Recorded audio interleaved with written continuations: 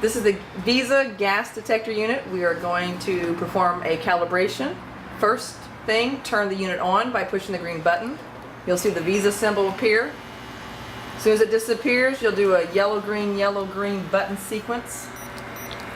At the top of the screen, you'll see an M appear with an intermittent numerical symbol. As soon as that disappears, you will then punch in the calibration code. On the chart, 333 will be the calibration code. It goes through the 4 diamonds appear for the gases that will be monitored, and the check marks will appear. And at that point, you put in your code by hitting the calibrate on the green button. Yellow button will change the numbers. Green accepts.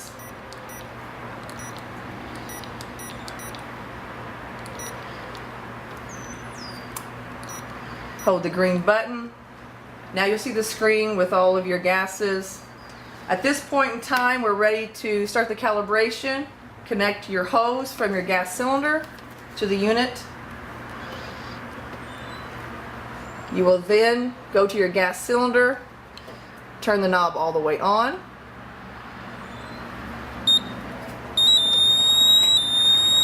Lights and sounds will occur during the calibration. The first gas that is being calibrated will be the LEL. It's being calibrated based upon the numbers that are on the gas cylinder that you're using. This particular gas cylinder is LEL is 25%. When it reaches 25%, you will then accept it by hitting the green button.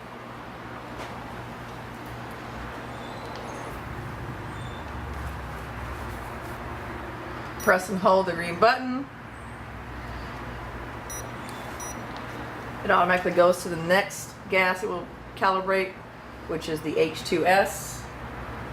Based on this cylinder, H2S will be set at 25 parts per million.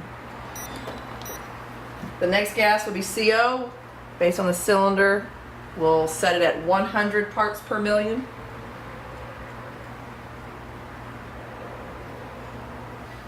And every cylinder, every gas cylinder will give you an accuracy reading.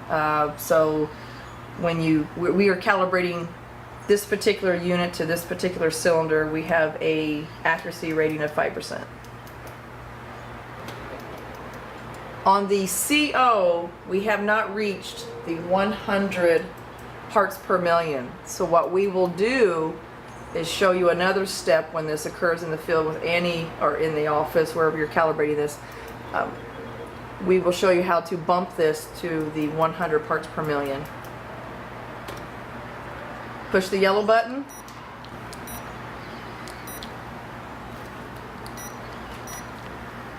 You have now finished calibration of the unit. The unit is set up to be calibrated once a month, and when it's due for calibration, there will be a visual display on the screen. Throughout this testing, a couple of different places you'll see where it says the next calibration due. Okay. Next calibration due, June 10th, 2011. And that completes calibrating the unit. Now we're going to show you how to use the unit when entering a confined space. The following is the permit. It's a 2-page pre-entry checklist permit required. First thing you want to do is turn the unit on.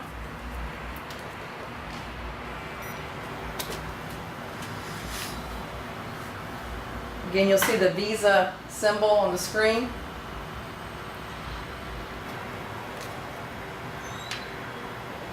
You'll want to hook your hose to the unit.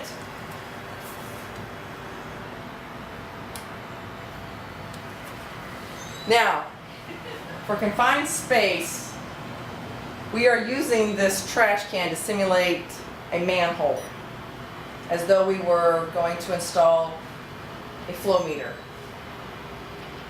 First thing you want to do is on your permit, you'll want to fill out the date, the job location, and a description of your confined space. And in this situation, we would say manhole. And if it had a manhole number, name, etc. You then fill out the pre-entry checklist items with yes or no.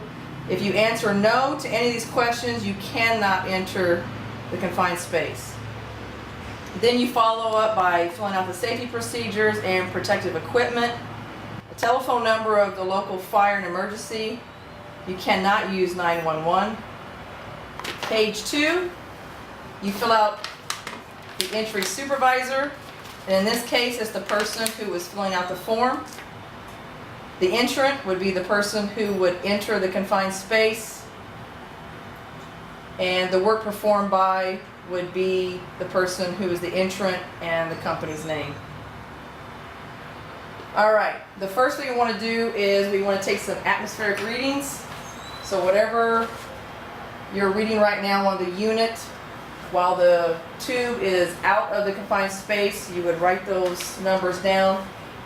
Here we have LEL at 0, which is less than 10%. You would write down the time in your initials. You would also then look at CO, which is 0, H2S, which is 0, and your oxygen is 20.9%, which is within your range. You can take those same readings and fill out the top box. Now we want to take the hose and fill out the middle and the bottom of the confined space. Again, you would look at the unit and see what the readings are after it's sat for approximately 15 seconds so that it can adjust. Again, you would fill out the time and all of your gases. Then you would take the hose and take it to the bottom, lower to the bottom of your confined space.